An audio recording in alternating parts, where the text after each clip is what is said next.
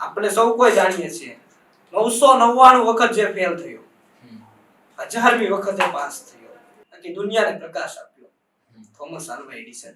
માણસ આજે 10 વાર ફેલ થાય તે છોડી દે છે. હું કોઈ પક્ષ માટે નહીં, આજે આપણે સૌ કોઈ ઓળખીએ છીએ.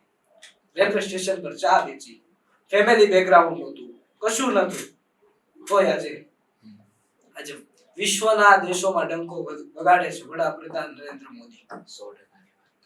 એક વ્યક્તિ જેની પાસે છાપું વેચવા જાય, સવારે છાપું વેચવા જાય, સાંજે કોઈ કામ કરીને એમાંથી મહેનત કરીને પૈસા મેળવે, કોઈ બેકગ્રાઉન્ડ નહોતું.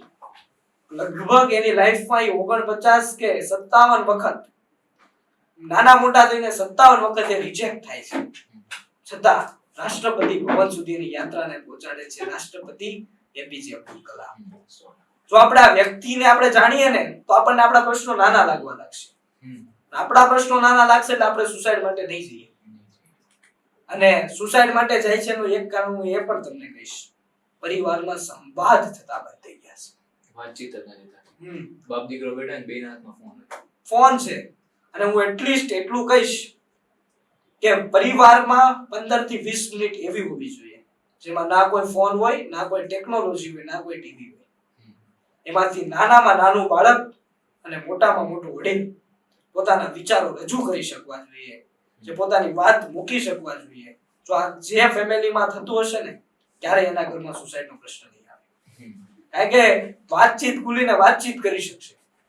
હવે 10 વર્ષનું બાળક છે, એને 57-58 વર્ષના એના દાદા દાદીનો ઇતિહાસ, એને જેટલો સંઘર્ષ કર્યો ને એને નહીં ખબર હોય.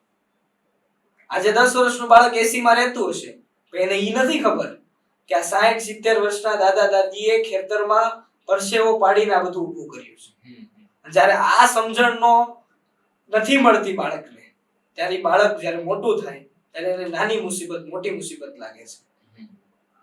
અને જ્યારે ફેમિલીમાં વાત થતી બંધ થઈ જાય એટલે વાત શેર ના થાય એટલે માણસની અંદર ભરાય, એટલે માણસને એક જ વસ્તુ દેખાય, સુસાઇડ.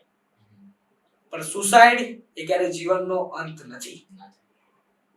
તમારું એક ખરાબ પગલું તમે તો કદાચ છૂટી જશો, પણ તમારું એક ખરાબ પગલું લેતા પહેલા તમારા પરિવાર સામે એક વખત નજર કરજો. અને કાઈ નો મળે ને તો 5-6 એવા મહાપુરુષોને સમજી લેજો, વાંચી લેજો, સાંભળી લેજો. સુસાઇડનો વિચાર નહીં આવે.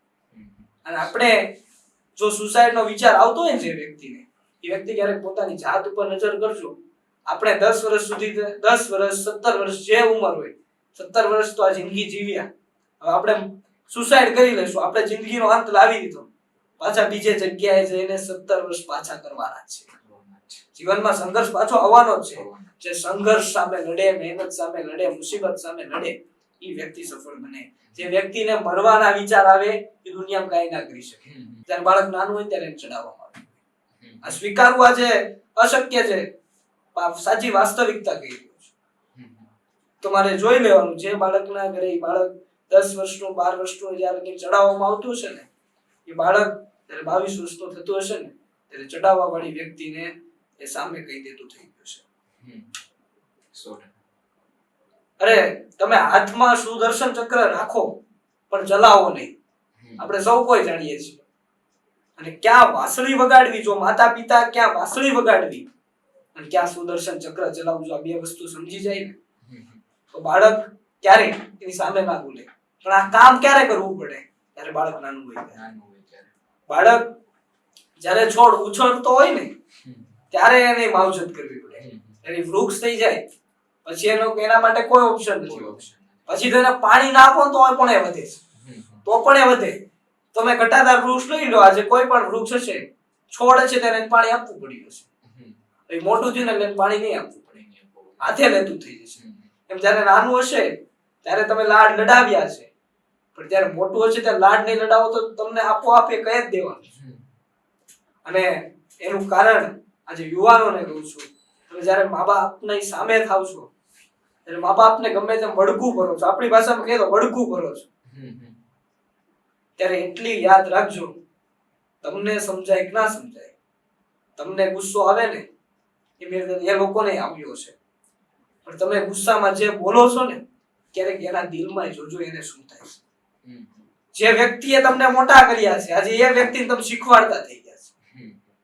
એની ઉપર તમે ગુસ્સો કરતા થઈ ગયા છે કારણ કે એ વ્યક્તિના દિલમાં લાગણીઓ હોય છે, વ્યક્તિના દિલમાં ફિલિંગ હોય છે.